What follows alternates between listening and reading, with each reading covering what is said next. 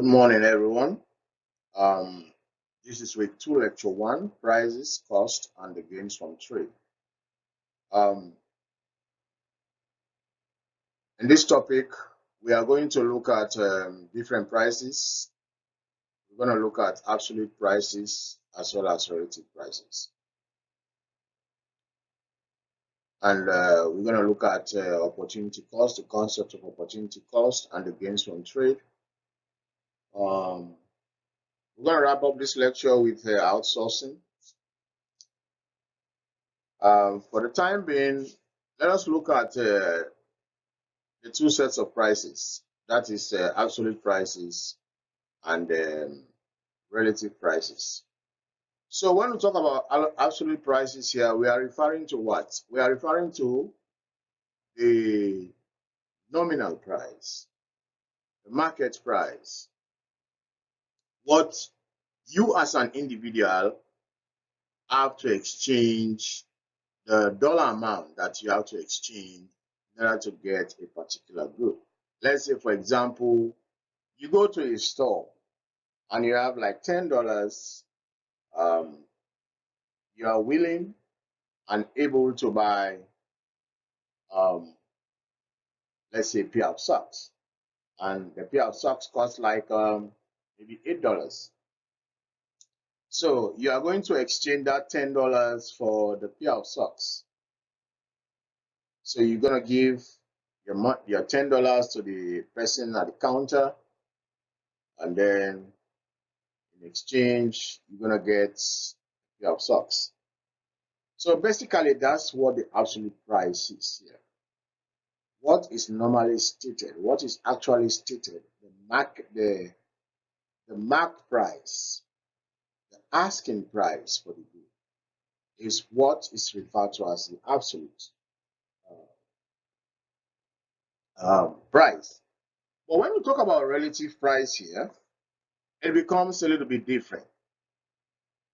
So we are looking at the quantity of some good, some other good that can be exchanged for a specified quantity of a given good.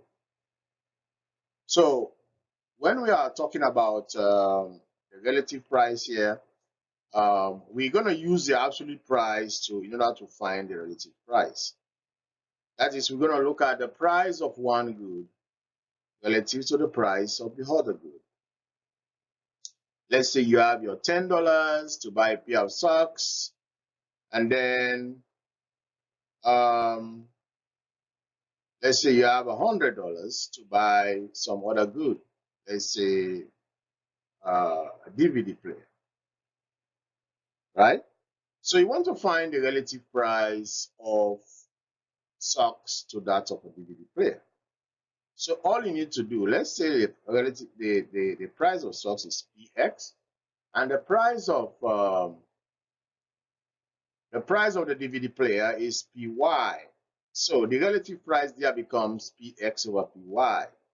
Now remember, when we say PX here, we are referring to the dollar price per unit of that. Let's see, if it costs like $10 per unit, per pair of socks is 10 over the pair of socks. So that becomes the price of that particular good. So when you are talking about relative prices, you are referring to what? The quantity of some other good that can be exchanged for a specified quantity of another good, right? So that is what the relative price here is.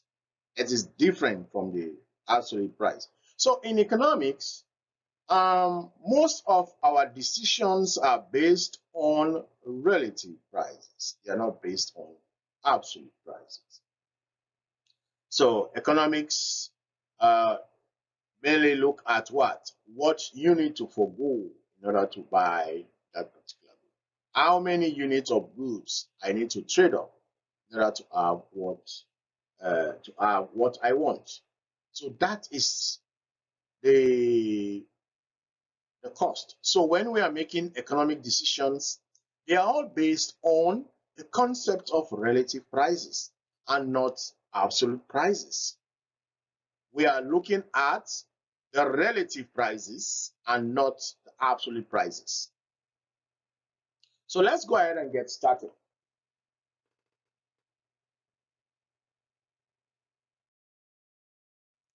So as I said earlier,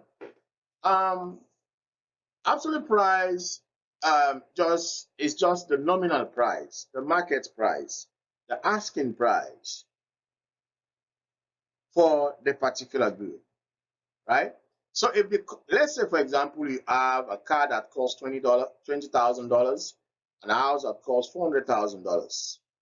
You have a book that costs $50, a pen that costs like $2, etc. These are all absolute prices. They are market prices. They are nominal prices. They are not relative prices. So here we are not referring to what? The quantity of one good that you need to exchange in order to get a specified quantity of another good. So that is not the case here. So these are absolute prices, these are market prices or nominal prices. They are quite different from the absolute, relative prices, right? Now, relative prices, on the other hand, refers to the quantity of some other goods that can be traded for a specified quantity of other goods.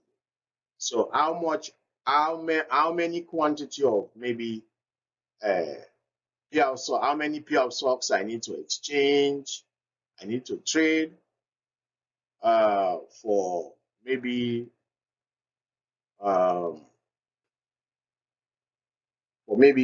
DVD player, something like that. Or how many DVD players I need to exchange in order to get pair of socks. So these are what are referred to as relative prices. So let's continue. Now, the relative price is also the price of one good relative to the price of another good. Just as I said earlier, the price of, let's say, X over the price of Y. Now, let's take a look at the example that I gave earlier. And the car costs like $20,000 per car, and the house is $400,000 per house. Now, what is the relative price of the house to the car? So it is just the ratio of the two absolute or nominal prices. The ratio of those two, that is the price of the car over the price of the house. And that gives you the relative price of the house, right? So the price of the relative price of the car, the price of the car over the price of the house gives you what? The relative price of the car. And the price of the house over the price of the car gives you the relative price of the house, right? So let's try to find the relative price of the house here. So how do we get that one? It is very simple. All we need to do, we're going to divide the $400,000 per house by the $20,000 per car, and that gives us how many? 20 cars per house. So with my 400,000, I'll be able to buy 20 cars, right? So for every house that I buy with my 400,000, I could use that money to buy 20 cars, right? So that is the relative price of the house. Similarly, if I want to find the relative price of the car, so what I need to do is the price of the car divided by the price of the house. I need to divide the price of the car by the price of the house. And the price of the car is $20,000 per car, and that of the house is $400,000 per house. So the relative price of the car becomes 20,000 over 400,000, and that gives us what? 1 over 20. So in order for you to use your 20,000 to buy the house, you're going to buy 1/20th of the house. Your $20,000 can pay for 1/20th of that house. You understand? So that is the relative price of the car in relation to the house. Okay. Now let's take two commodities here. Let's just take one typical example here. Now, suppose you have two goods, let's say X and Y, right? And then the absolute price of good X is $20 per unit, and the absolute price of Y is $4 per unit. So, what is the relative price of the good? What is the relative price of X? So, how do we go about finding that? How do we go about doing that? It is simple. Now, what we do here, we say the absolute or nominal price of X is what? PX, right? And that is $20 per X. That is for every unit of X, I pay $20. And then the price of Y is $4 per Y, right? For every unit of Y, I pay $4. So what do we do here to find the relative price of X? All we need to do is to divide. We're going to divide what? PX. We take PX, which is that, divided by PY, right? So when you divide PX, PX is what? PX is just 20 upon X, right? That is PX. So we are going to divide this 20 upon X by what? By 4 over Y, right? Remember, this is 4 over Y, right? 4 over Y. That is $4 and then $20 per unit of X, right? So that is the relative price of X. So what do we do here? All we need to do to get rid of this dollar sign and this X or Y is we are going to what? Multiply both the numerator and denominator by Y over 4. Because we need to get rid of this one, right? So we're going to multiply this by what? Y divided by dollar sign 4. And then we do the same thing to what? Denominator Y divided by what? The dollar sign 4, right? So remember, this cancel this, right? Because 4 over Y times Y over 4 cancels.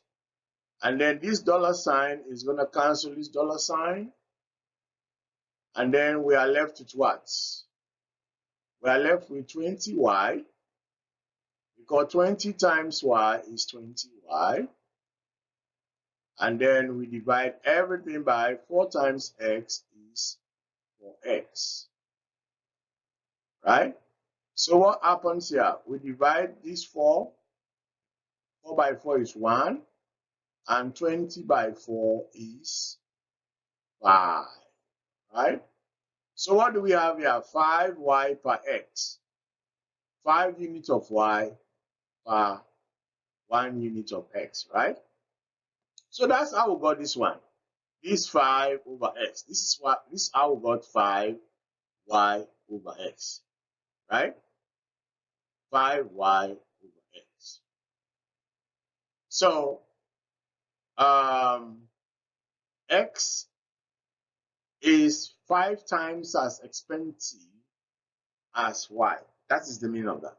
It's 5 times as expensive as Y.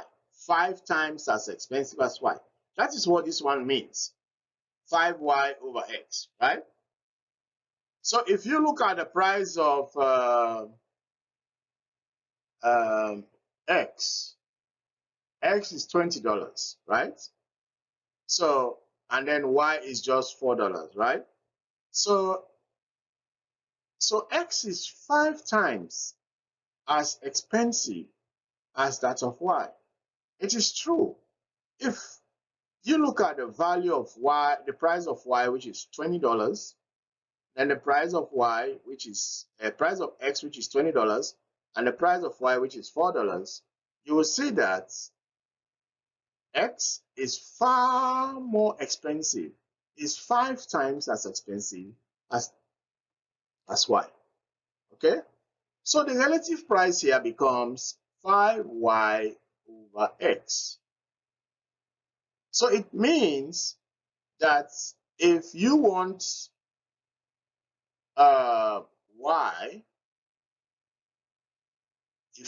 y, you need to trade, you need to trade your x for what? 5 units of y. So if you decide to trade your x for y, you're gonna get 5 units of y, right? So the relative price of y also is obtained as what? As py over px, the price of y over price of x. What is the price of y? The price of y is what? Is $4 over y, right? And that is what we're going to divide by what? The price of x, which is $20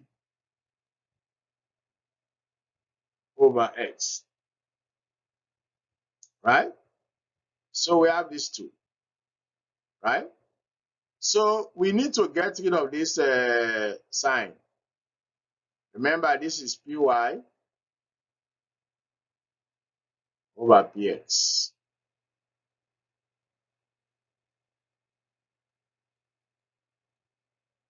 So what do we do here?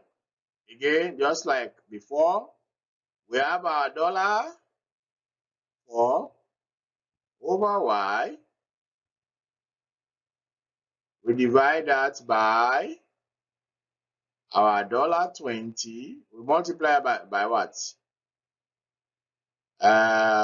Sorry, we multiply this by what? Oh, this one should be x, sorry, divided by $20. And then we do the same thing to this one, x. We multiply this by x over $20, right? There you go. So remember, this x and this x will cancel each other. The $20 cancel each other. We are left with 1, right? And now we multiply this by this dollar sign, cancel this dollar sign. Then we are left with 4x over 20y. So this is 4x over 20y. So 4y is 1, y is 5. Right? So that's how we got this 1 over 5x. Right? So what does it mean? What does this one mean? It means that y is 1/5 as expensive as x. It is just 1/5 as expensive as x. Okay, that's the meaning of that. Now let's use some diagrams here to illustrate this. So if we look at these diagrams, we notice that we have the relative price of x on the left and then the relative price of y on the right, right? So what happens here? Let us just try to illustrate this. Now we say that the relative price of x is 5y over x, right?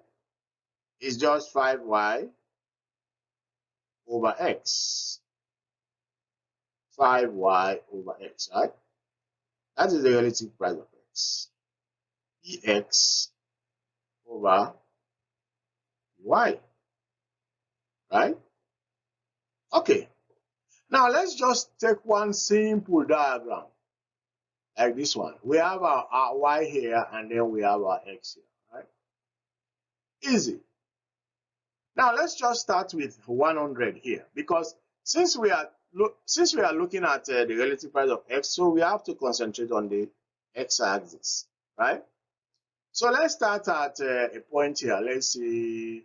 Let's just take 100 here, right? 100, right? So if we start at 100 units of x, right? So with our 100 units of x, right? You know, for every unit of y, of x, you're gonna buy 5 units of y, right? So for 100 units of x, you are going to buy how many? You're gonna buy 500. Because just multiply that 100 by that, and that you have this one, 500, right? It's easy as that. And then you have this one here. You plot those 2 points, you join them. You have your straight line like that, right? Now, what happens if the relative price of x increases? Remember, when the relative price of x increases, this curve becomes steeper. It becomes steeper. This line becomes steeper. It shifts. It's what? It rotates outwards. It does not shift, please. It rotates outwards. When the relative price of x increases, it rotates outwards around the 100 value here. It rotates outwards. So let's say it increases to what? 6y over 4. That is 6 units of y to 1 of x, right? So with your same 100, just multiply the 100 by 6, and that's gonna give you like something like this, right? Like that. So this is 600. 600. So around this 100 value, we're gonna have 600 units of y, right? So that is an increase in the relative price of x. Now, what happens if the relative price of x falls? If the relative price of x falls, then what will happen is the line will rotate inwards, not outwards. If the relative price falls, the line is going to rotate inwards. If it increases, it's going to rotate outwards. If it falls, it rotates inwards. If it increases, it rotates outwards. If it falls, it rotates inwards. Okay? It does not shift. It doesn't shift at all. Okay? So let's say it falls to maybe 4y instead of 5, it falls to 4y. So again, with this your 100, you multiply by 4, that gives you 400. And then you just rotate it around this one. Okay? So if you look at this, you notice that when the relative price falls, it's results in what? A complete rotation of that line inwards. When the relative price increases, it results in a complete rotation of the line outwards from the original point or the original position. Okay. Now let's look at that of y. Y is on the left, right? So now we want to find the relative price of y, right? So now we are saying py over px instead of this is y over px instead of px over py, right? So what happens here? the line is going to rotate along the vertical axis, not the horizontal axis. It will rotate around 100 along the vertical axis, not the horizontal axis this time. So we know that the relative price of Y is 1 over 5, right? 1 over 5. That is 1 over 5 x per y, right? All right. So, and 1 over 5 x per y is just 0.20, right? The 0.20 x units for y. For every unit of y, we're going to buy 0.2 units. So let's say we start at 100 here on the vertical axis. If the relative price of y increases to 0.25 x per y, it's going to rotate outwards, not inwards. If it falls to 0.17, it's going to rotate inwards and not outwards. And then you're going to have 17 units of y, of x, sorry. You're going to buy 17 units of x for every 100 when it falls, and then when it increases, you're going to buy 25 every 100. Okay? So, notice also that an increase in the relative price of one good, right, means that the relative price of the other good will fall. Both goods will not increase at the same time. You understand?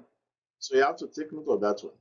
An increase in the relative price of one means the relative price of the other good will fall. Okay? If you read Landsberg, that one is very, very clear. Okay. Now let's look at the concept of trading off opportunity cost. Opportunity cost, of course, is refers to the value of something that must be given up to acquire the next best alternative. Now, I go to the store, I want to buy maybe maybe a pair of shoe. Now, what is the opportunity cost of that shoe?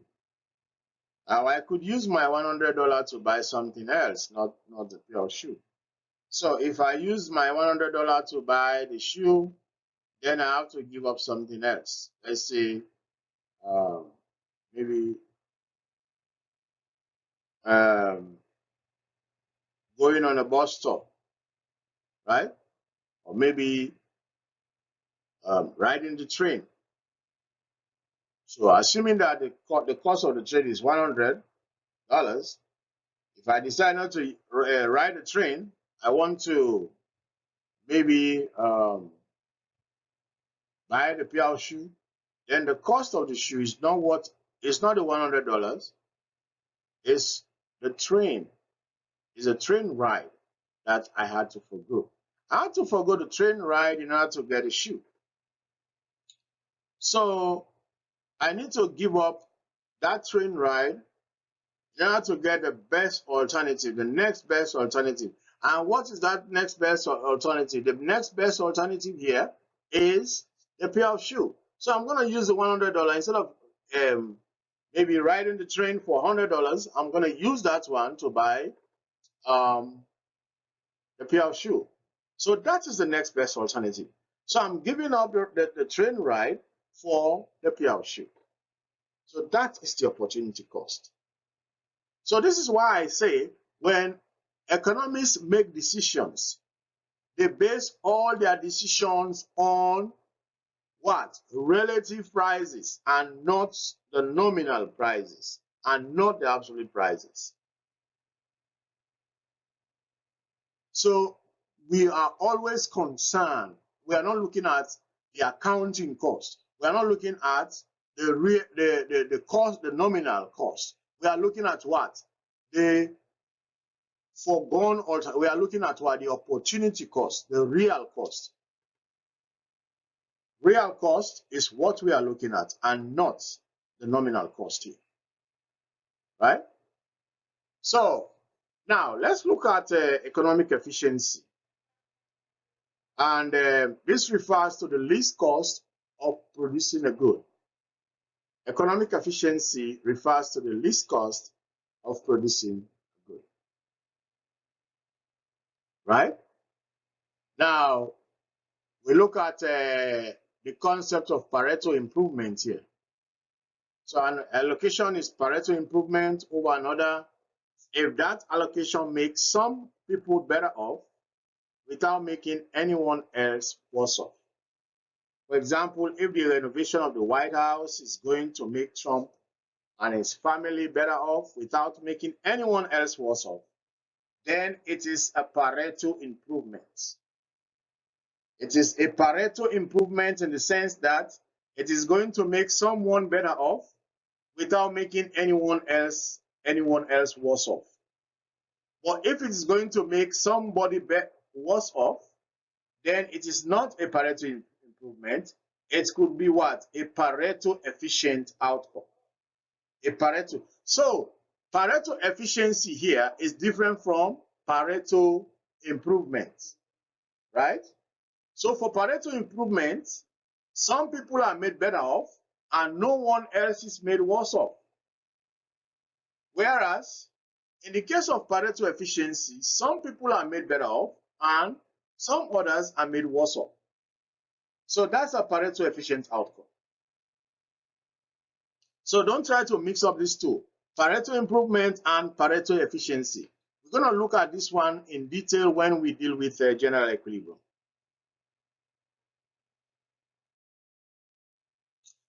Now, we're talking about the opportunity cost, right? So we are going to use this one in the concept of comparative advantage. So we want to see what the gains from trade are. Whether two countries are going to gain from trade. Now, basically, trade is essential because of differences in opportunities, because of differences in endowment.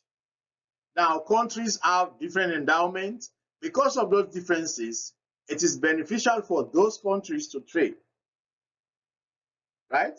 Now, when we talk about comparative advantage here, we are looking at the case where an individual has the ability to produce a particular good or service at a lower opportunity cost than some other people.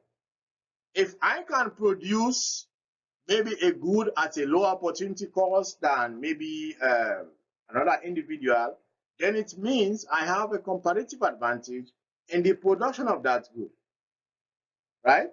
So when you're looking at, say, one individual spend like 10 hours to paint a house, and maybe another individual spends about 30 hours to paint a house. So it means that the individual that spends 10 hours to paint the house has a comparative advantage in painting than the other individual, because he's going to use less hours, less resources, right, in order to paint the house than the person who spends like 20 hours. So here, it's because of differences in opportunities that result in comparative advantage. And because of those differences, there are gains to be made if both countries, if both individuals decide to trade. Now, we are not the same. We are not the same. Even countries are not the same.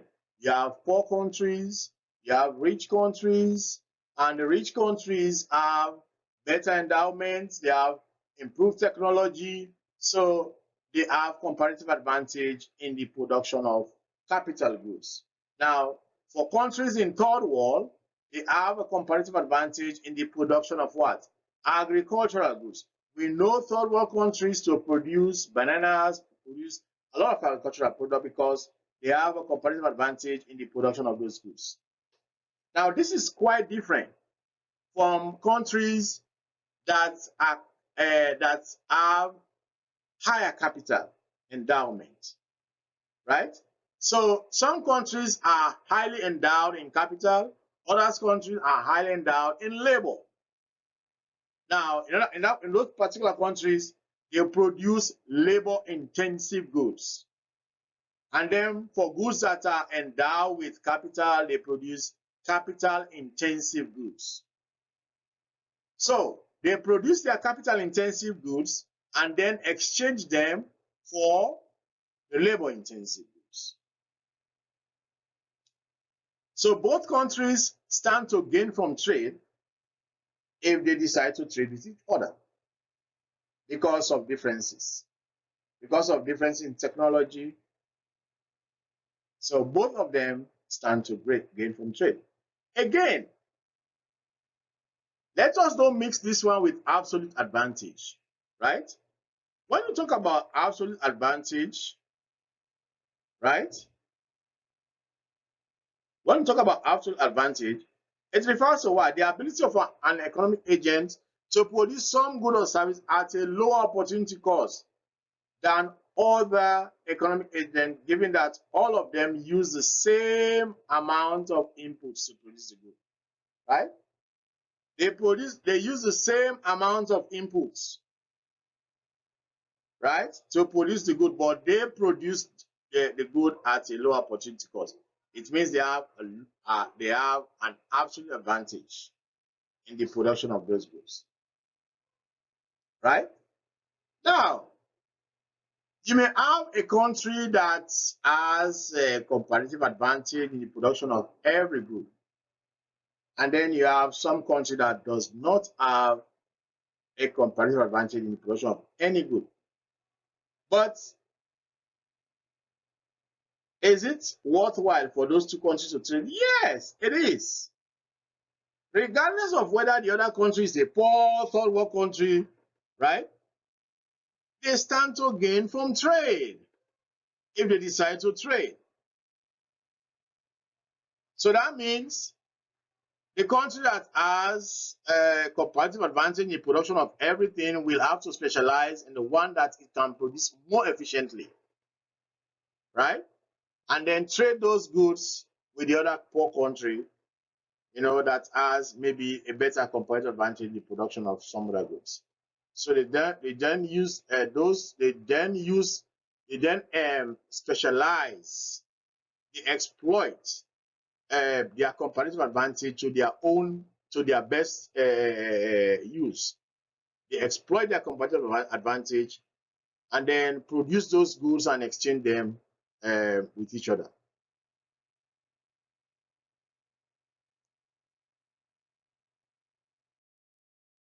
Now, let's look at the electrician here and the carpenter. Now, if we look at the electrician has a comparative advantage at rewiring than the carpenter, right? But notice that the electrician can spend 10 hours to rewire his house. He can also spend 10 hours to rewire the carpenter's house, right? He can spend 10 hours here and then 10 hours there. So in all, he's going to spend 20 hours. But if he decides to do both, the rewiring and then the paneling, then he's going to spend like 20 plus 15, which is what? 25 hours, right? To do both. If he decides not to specialize. So he can do rewiring more efficiently than paneling. Similarly, the carpenter can do paneling more efficiently than rewiring. As you can see here, he spends 18 hours paneling and then 20 hours rewiring. Now, the carpenter has a comparative advantage at paneling. And then the electrician has a comparative advantage at what? Rewiring. But remember here that the electrician has a comparative advantage in the in rewiring as well as paneling than the carpenter, right? So, but what happens here? Both the electrician and the carpenter will be better off if they decide to engage in trade.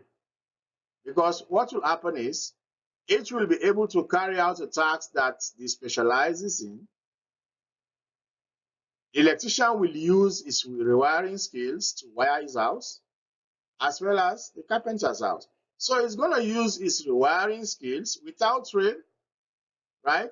He's going to spend 25 hours without trade to do everything, the rewiring and paneling.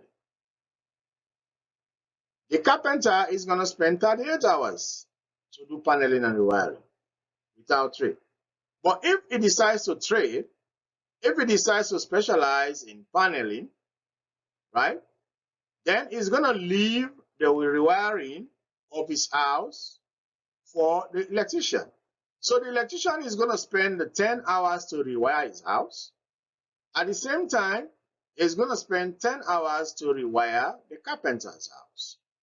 So in total, he's going to spend just 20 hours if he decides to specialize.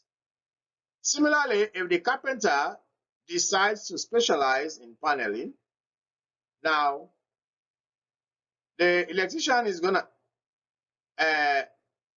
the carpenter is going to wire the electrician's house for 18 hours and then his own house for just 18 hours. And that gives you a total of 36 hours. So he's going to spend 36 hours instead of 38 hours to do the rewiring as well as paneling of his house.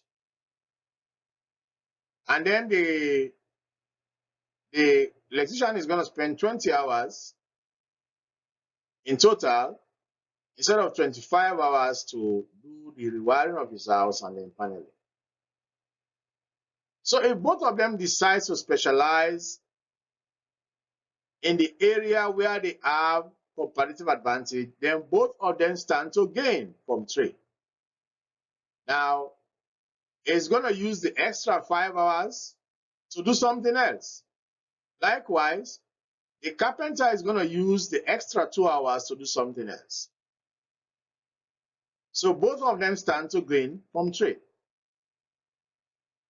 They will all become better off. Even though the electrician can do the paneling for less hours than the carpenter, but if he decides to specialize in the area where he has a greater comparative advantage, both of them will stand to gain from trade, as we have seen here. The electrician is going to use the extra 5 hours. Instead of the 25 hours now, he's going to spend just 20 hours and then get both his rewiring done as well as his paneling done. Because he's going to rewire his house for 10 hours and then rewire the carpenter's house for 10 hours, another 10 hours. That is 20 hours. And then the carpenter is going to panel the electrician's house for 18 hours and then his own house, the carpenter's house, for 18 hours. A total of 36 hours. So what happens here? There is a benefit, right, of 2 hours. He has 2 extra hours to do something else. And then with trade, the electrician has about what? 5 hours to do something else. So both of them benefit from trade if they decide to specialize in the area where they have comparative advantage.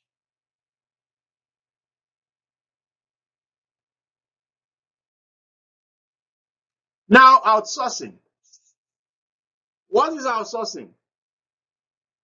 Now, it just refers to the use of highly skilled and competent third-party workers to produce a good or service of higher quality more cheaply than highly skilled and competent domestic workers. Now, you have some American companies and outsourcing some workforce maybe to India, shipping jobs overseas, right? You see, most of these things have become, outsourcing is a controversial topic. And we're going to look at this one when we deal with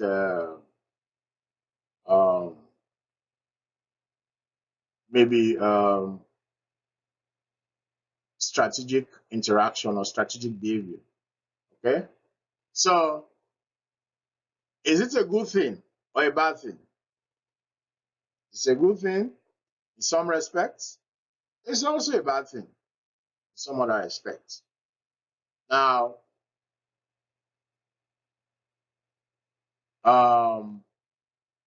you see, most times companies outsource most of their jobs. You know, um, maybe they do something like human resources. You know, and they hire some people to do their staffing. You know, that's a way of outsourcing. So um, you have those people who are so competent and highly skilled, they can do those jobs for them. Then they have time to do some other things, right? So again, that is a way of increasing outputs, increasing production. So outsourcing, as a matter of fact, actually helps to increase output. In other words, it helps also to reduce cost of production. That's why you see many companies shipping jobs overseas because they're going to pay less. So the American worker sometimes is going to pay higher if they decide to have this job here. But if they decide to ship the job maybe to India, this third world country, they'll be able to pay less. And then produce those goods and then ship them back here. So companies normally do that in order to reduce cost. Okay, okay, so I think we're going to stop here for today.